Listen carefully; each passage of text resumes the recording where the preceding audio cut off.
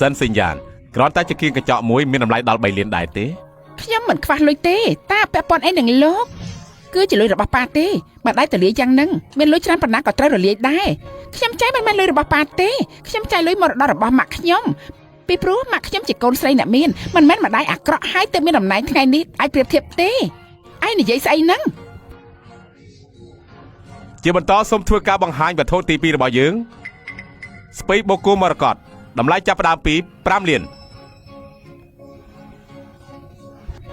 នេះគឺជារបស់ល្អតាខ្ញុំឲ្យ6លាន7លាន8លានយ៉ានមិនក៏មិនដេញថ្លៃទៅបាត់តែជាកម្មវិធីសប្បុរសធម៌ប៉ុន្តែទីរបស់ខ្លាំងៗចិត្តទៅតាំងនំតខាតវាមិនសមឲ្យពួកគេទៅរបស់ខ្លាំងៗបើចាំមណ្ឌលនេះមិនក៏មានរបស់ខ្លាំងៗទៅរបស់នេះប្រកាសជាខ្លាំងៗស្បែកបកគោមរតកកាលពីសម័យឈិនឡុងខ្ញុំធ្លាប់ប៉ះម្ដងកុំសង្ស័យជំនាញរបស់ខ្ញុំលេងដឹងលេងសាច់ដឹងសាច់កុំយកជំនាញខ្ញុំមកលេងសាច់ឲ្យសោះណា9លាន10លាន10លាន10លានលើកទី1 10លានលើកទី2 10លានលើកទី3សម្រាប់សិនសញ្ញាណមិនបានជាមិនថ្លៃបន្តទៀតឬមួយដោយសារតែមួយរយៈមុនវិនិយោគគ្រប់កន្លែងអស់លុយទៅហើយមែនទេមិនបានជាលោកចូលចិត្តឈឺឆ្អាររឹងគេខ្លាំងម្លេះ10លានទិញបានរបស់ខ្លាំងៗដាក់ផ្ទះនៅអួតទៀតសិនសញ្ញាណនាងថ្លៃធ្នូបន្តិចបានទេអេខ្ញុំមិនទាន់គិតថាលោករូបសម្បត្តិមិនថ្លៃធ្នូផងបែរជានិយាយថាខ្ញុំនិយាយស្ដីមិនថ្លៃធ្នូជាបន្តសូមបង្ហាញវត្ថុដាក់ដេញថ្លៃទី3គឺថ្មមរកតកម្រតម្លៃចាប់ផ្ដើម50លានអូយ50លានដុំថ្មបែបនេះមិនក៏ថ្លៃខ្លាំងម្លេះ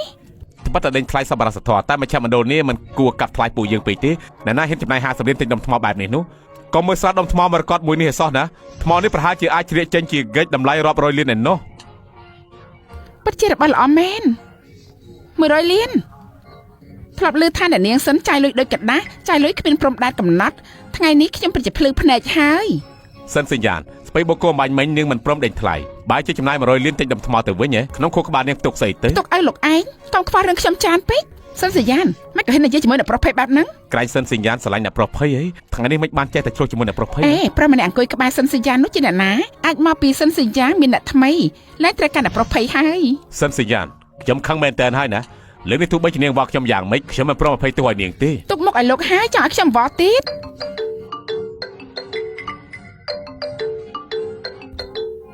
អាឡូមានការអីអាឡូនាងធំក្រុមហ៊ុនយើងមករយៈនេះទទួលកម្រងច្រើនពេកដើមទុនអាចបវលបាននៅសល់តែ100លានទេម៉េច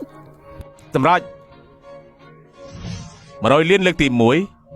100លានលើកទី2 100លានលើកទី3សម្រាប់គឺថាធាន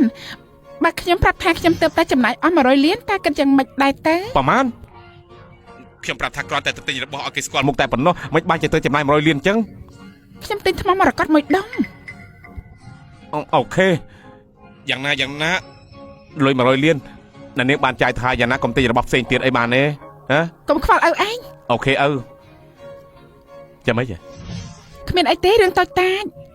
ជាបន្តសូមបង្ហាញវត្ថុដាក់ដេញថ្លៃទី4របស់យើងវត្ថុលើនេះគឺពិសេសបន្តិចគឺជាខ្សែកត្បូងមួយខ្សែប៉ុន្តែត្បូងទាំងនេះមានប្រវត្តិអស្ចារ្យណាស់ឬថាអាចភ្ជាប់ចំណងនិស្ស័យជាតិមុននឹងជាតិនេះបានទៀតផងអ្នកណាដែលមាននិស្ស័យនឹងគ្នាអាចភ្ជាប់ជាមួយនឹងគ្នាបានហើយអ្នកណាអាចយកវាបាននោះនឹងទទួលបានស្នេហាពិតដូច្នេះវត្ថុនេះមានឈ្មោះថាបេះដូងស្នេហ៍ពិតបេះដូងស្នេហ៍ពិតជាអស្ចារ្យបានម្លឹងផងទេស្រឡាញ់ទេតែធានទៅប្រាប់ខ្ញុំថាមិនឲ្យខ្ញុំចាយលុយទៀតទេបេះដូងស្នេហ៍ពិតនេះដេញថ្លៃតម្លៃចាប់ពី10លានខ្លាំងណាស់ត្រូវតែជារបស់ខ្ញុំ20លាន20លានទិញដុំថ្មចំណាយលុយ100លានឥឡូវឃើញអ្វីដែលខ្លួនឯងស្រឡាញ់បែរជាអស់លុយអញ្ចេះទៅសិនសញ្ញាណនាងសុំទោសខ្ញុំមួយម៉ាត់ខ្ញុំដេញយកខ្សែកនេះជូននាងយ៉ាងម៉េចដែរ